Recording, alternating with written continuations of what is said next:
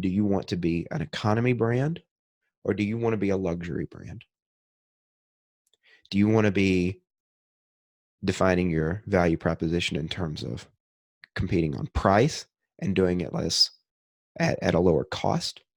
Or do you want to be defining your value proposition in terms of experience and providing a better quality outcome and more value for your customers and clients? There's not a right or wrong answer, right?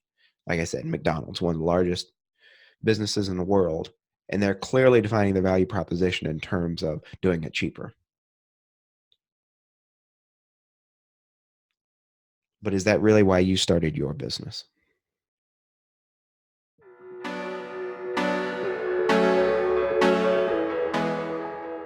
Welcome to the J Wells CFO Show. I'm your host today, Jeremy Wells, and I'm also the guest today. I'm going solo today, coming at you just by myself. Wanted to share some thoughts I had with you. Haven't had the opportunity yet on this show to do a solo episode. So today I wanted to share some thoughts that I've had recently on what I think is a foundational topic, but it also seems to be one that's really easily overlooked among small business owners and entrepreneurs, and that is the value proposition.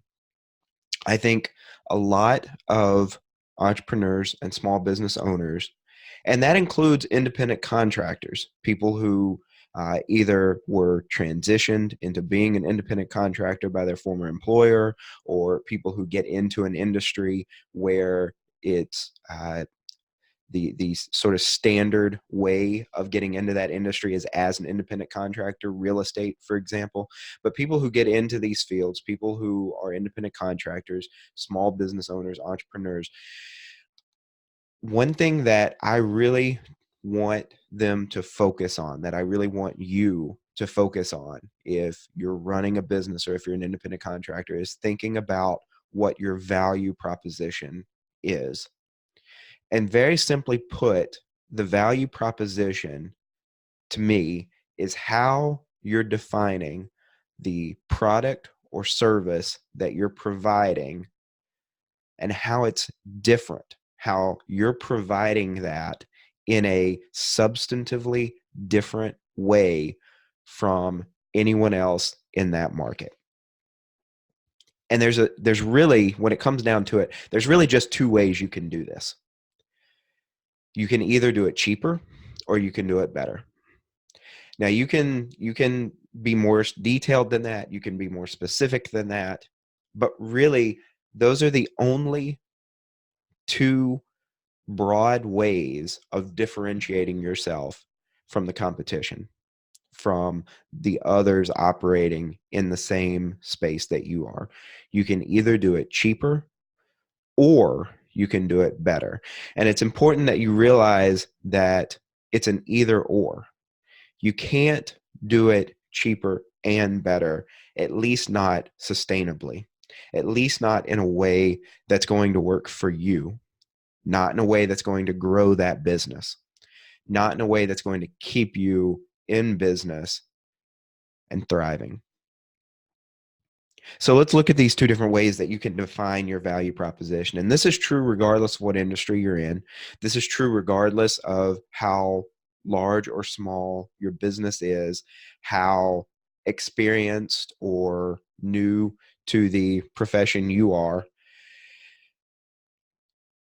You really have these two choices. You can either do it cheaper or you can do it better. So let's start with cheaper.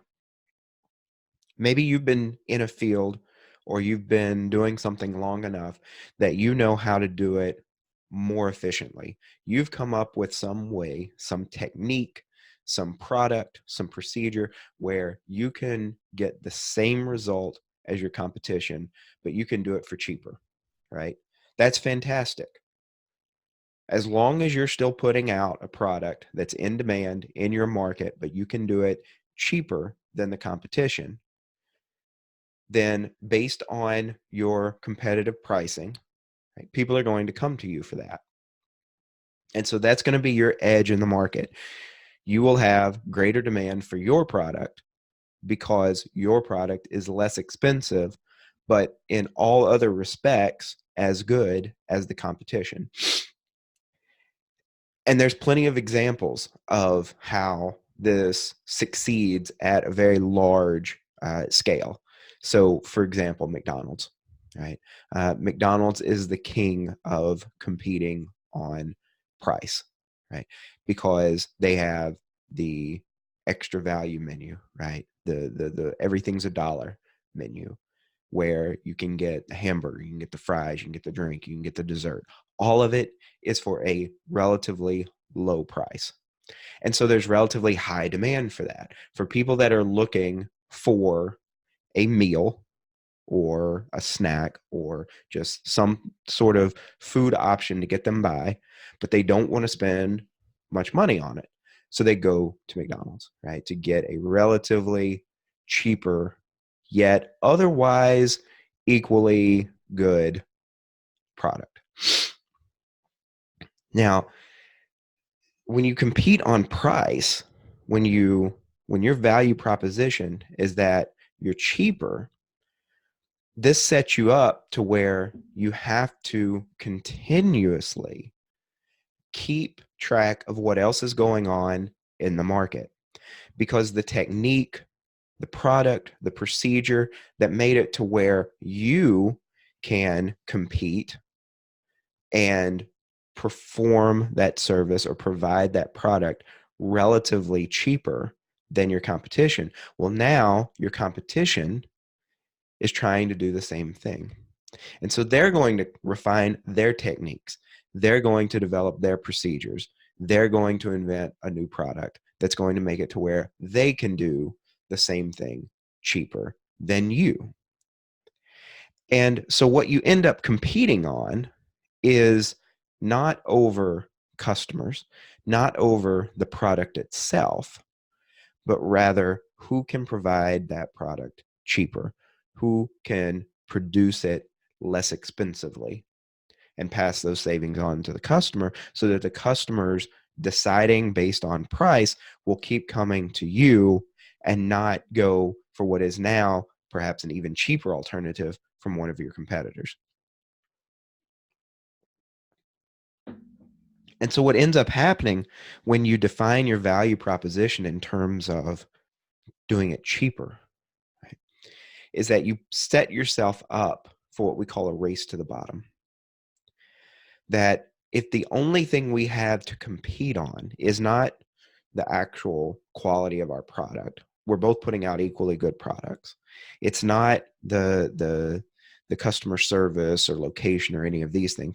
If what we're competing on is price, is doing it cheaper, providing this product or service to our customers or our clients cheaper than the competition, and our competition is doing the same thing, then the only future we had to look forward to is one where prices of our products keep coming down and down and down and down until at some point we hit some sort of floor where this price that we're charging no longer covers all of our expenses and provides profits that we can either reward ourselves for our good work or reinvest back into the business to continue improving processes, quality, customer service, all of these kinds of things that we're trying to improve about our businesses. So what ends up happening is prices come down and down and down, profit margins shrink, our return on our original investments falls. And now the only way to get those margins up, to get more revenue, to where we can continue to reward ourselves, our investors, and keep the bills paid, is to fight for more customers. And so what we end up doing is charging lower prices to more customers. But having more customers means there's more product that we need to provide, more service that we need to provide. And so we're doing more and more work for less and less pay. And this is the result of the value proposition that's based on pricing, that's based on doing it cheaper. We put ourselves in a position to do more work for more customers, but for less pay. And the result is that it's not a sustainable way of running a business. Revenues might go up, but profit margins shrink, returns to investors shrink, and ultimately no one is happy with this business anymore, except for customers who are getting really cheap prices, but the products and the services that they're getting for those prices ultimately have to start declining in value and in quality. Because if you're McDonald's, and I don't know if you've seen one of these McDonald's that has these big signs. My hometown, the McDonald's on the main strip had one of the, not the really tall signs by the interstate, but one of the wide signs by a boulevard where it says billions and billions served. Right? It's talking about all of the hamburgers, the total number over time that McDonald's has served. And my dad, when we would pass by that sign, my dad told me one time that he remembered when it said hundreds of thousands served. And then after a couple of years, they had to change it to millions and millions served. And then a couple of years after that, they had to change it to billions and billions served. And now they don't change it anymore, right? Because at that point they kind of made their point, right? That they made a lot of hamburgers, way too many to count. But think about that. If you enjoy a hamburger, is there a better hamburger out there? Well, of course there is. Is there a cheaper hamburger out there that is as widely available and easy to get as a McDonald's hamburger? Not really. But there are lots of better hamburgers out there, right? And sometimes you're okay with just getting a relatively cheap hamburger. You just need a cheap, quick, easy meal. But then other times you're looking for something that you're actually going to get some enjoyment out of, some value out of, something that's more than just a cheap, quick, easy fix. And you're not going to go to McDonald's for that. You're going to go somewhere else. Now, if we took McDonald's billions and billions of hamburgers that are relatively cheap and look at how much McDonald's has made off of all that, McDonald's is one of the largest companies in the world. No questioning their business model, their level of success. But then we look at how well McDonald's reputation for how well they treat their employees, for how healthy their food is. And pretty soon it's not all it's cracked up to be. Right? And then we look at other models of doing business, even in the restaurant space, where instead of having this large menu that hangs over the entire front end of the store, right? If you've ever been to a McDonald's and you stand there, and you've been to McDonald's enough times that you have the menu memorized, but you still need to stand there staring up at this huge menu over and over again. But you have this massive menu of all of these things you can order, right? And all of them they're okay, right? But they're all relatively cheap. But then you go to a nice sit down restaurant for dinner, for a romantic dinner, right? And the menu is printed on the front of one sheet of paper. And there's 2 choices for appetizers, there's 5 choices for entree, there's 3 choices for dessert, and there's a recommended wine pairing with every single one of those menu items. And that's it. And that's all you get to choose from.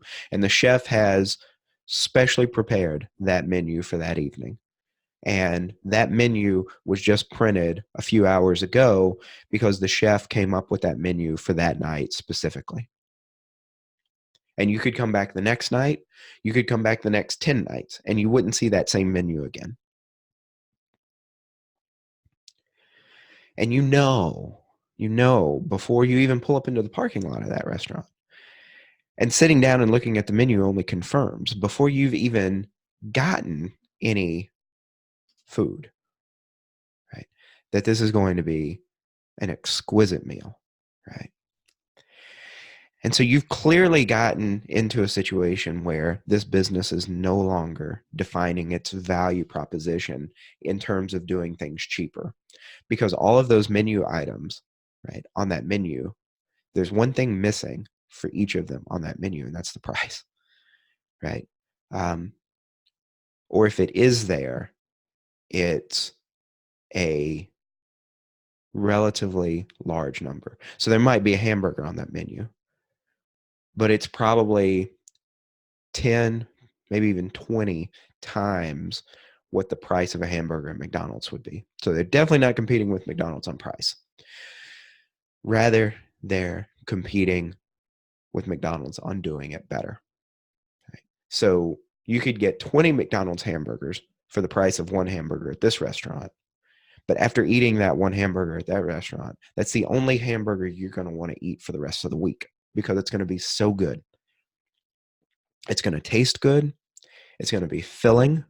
There's going to be flavors in that hamburger that you haven't tasted in a long time. There's going to be a combination of flavors that you've never had before. There's going to be toppings on this hamburger that were specially created for that hamburger, right? And you're never going to experience a hamburger like that again, right? And that's the value proposition of that restaurant. And so you happily pay 10, 15, 20 times for that hamburger what you would have for the one at McDonald's. Why? I mean, 20 hamburger, you could feed 20 people on the same amount of money at McDonald's as you could at this restaurant, yet you happily pay that. Why? Right? Because value does not solely exist in terms of getting a deal. Getting a deal is not the only way we define value. And by getting a deal, I mean just getting a cheaper price than what else is available in the market. Right? Sometimes we define value in terms of getting an experience that isn't available in the rest of the market. Right? And so instead of the value proposition of doing it cheaper, sometimes we're looking for the value proposition of doing it better. So my challenge to you is be very clear in your business as to whether you're doing it cheaper or you're doing it better. Because you can't do it both ways. If you went to that second restaurant for that romantic dinner and you sat down and you saw that there was a burger on the menu and it was the exact same price as the burger you'd had for lunch at McDonald's the day before, would you feel comfortable with that? Would you feel comfortable with that restaurant, right? When you saw that a bowl of soup was $8 and a hamburger was $1? Something would seem amiss there, right? And then when you actually got that hamburger for the same price as the McDonald's hamburger, and it was the same quality as a McDonald's hamburger, it was the same size as a McDonald's hamburger, it was almost the same taste as a McDonald's hamburger, would you feel like you had gotten a deal? Even though it was the same price and the same result, would you feel like that was a good meal and it was worth it?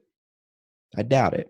I doubt you would feel like you got the experience that you were looking for. And that's what it comes down to with customers and clients. When you're in business for yourself, you have the choice to provide either a cheaper alternative or a better alternative. And if you're in business to provide the cheaper alternative, then you need to find a way to scale that to where you're competing on the same level as McDonald's. But if you're trying to provide a service or a product to customers or clients that is going to be better than anything else they can find in the market, then you can't price that the same way as someone competing on price. You can't charge the same amount. You can't come even close to charging the same amount as someone competing solely on price. Why not? Why not? Right? How long could that second restaurant continue to provide that burger with the special seasoning, the special sauces, the special toppings, the special meat, the special bun? How long could it continue to provide that hamburger at the same price that McDonald's provides their hamburgers at? Not very long. They'd be losing so much money on it. And you have to think of your business the same way. You can't provide a better product or a better service and compete on price for very long, for a couple reasons. One, you're not getting a return. You're not covering your expenses. And your biggest expense as a small business owner is your own time. Now, it's not an expense that you get to record on in your financial statements. It's not an expense that you get to deduct from your taxes, but it's your biggest expense. When you're a small business owner, especially when you're just getting started, you don't have much money, but you got time.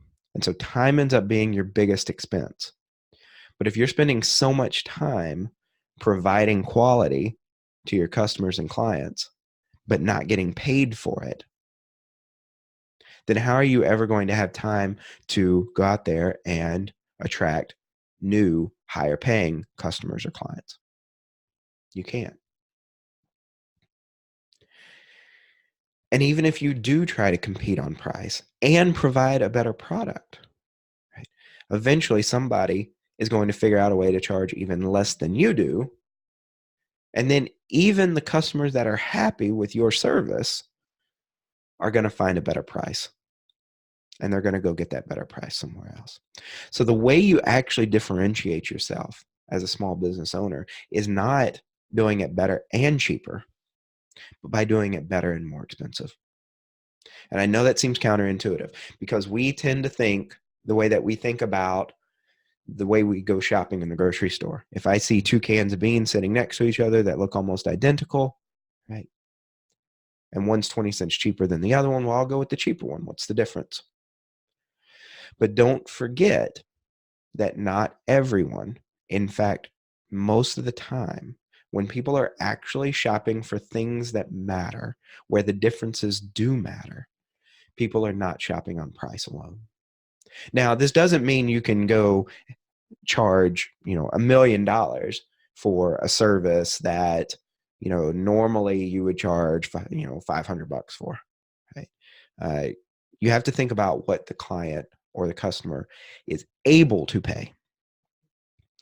But once you have an estimate of what the client is able to pay, then the question of what are they willing to pay is what should be guiding your pricing, not what price could they get out in the marketplace that would be even cheaper. Because if that is the way you're defining your pricing, then you're never going to have any idea of what to charge because your competitors are always going to be trying to reduce their prices even more. And so what winds up happening is you provide a better product, you get known for providing a better product, you charge more for providing that product. And because the reputation of providing a better product or better service precedes you, people become open to the idea of paying more because they know they're getting their money's worth. They know they're going to get the value that they demand for their money.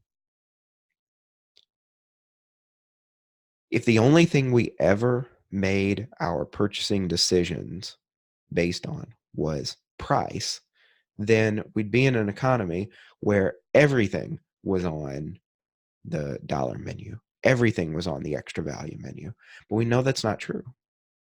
We have products out there.